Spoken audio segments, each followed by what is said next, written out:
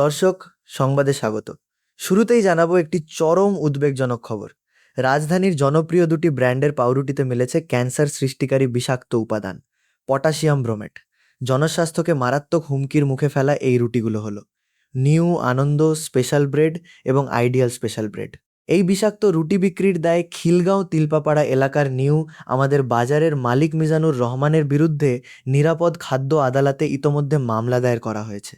ঢাকা দক্ষিণ সিটি কর্পোরেশনের sanitary inspector মোহাং Kamrul হাসানের দায়ের করা এই মামলার প্রেক্ষিতে গত 11 মে অভিযুক্তের বিরুদ্ধে গ্রেফতারি পরোয়ানা জারি করেছেন ঢাকার বিশুদ্ধ খাদ্য আদালতের বিচারক নুসরাত সাহারা বিথি।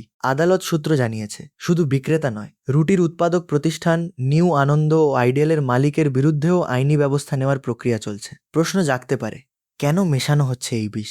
ঢাকা দক্ষিণ সিটি কর্পোরেশনের জনস্বাস্থ্য অ্যানালিস্ট ইলিয়াস জাহেদি জানিয়েছেন, রুটিকে তুলতুলে নরম ও ক্রেতাদের কাছে আকর্ষণীয় করতেই অসাধু ব্যবসায়ীরা এই পটাশিয়াম ব্রোমেট ব্যবহার করছেন, যা মূলত কসমেটিক্স বা প্রসাধন সামগ্রীতে ব্যবহৃত হয়। চিকিৎসা বিজ্ঞান বলছে, এই রাসায়নিক মানুষের শরীরে প্রবেশ করলে কিডনি অকেজো হতে পারে। পাশাপাশি এটি থাইরয়েড ও পাকস্থলীর ক্যান্সারের চরম ঝুঁকি তৈরি করে। আন্তর্জাতিক ক্যান্সার গবেষণা সংস্থা আইএআরসি এটিকে সম্ভাব্য মানব ক্যান্সার সৃষ্টিকারী উপাদান হিসেবে তালিকাভুক্ত করেছে। আমাদের দেশের আইনে খাদ্যে এর ব্যবহার সম্পূর্ণ নিষিদ্ধ।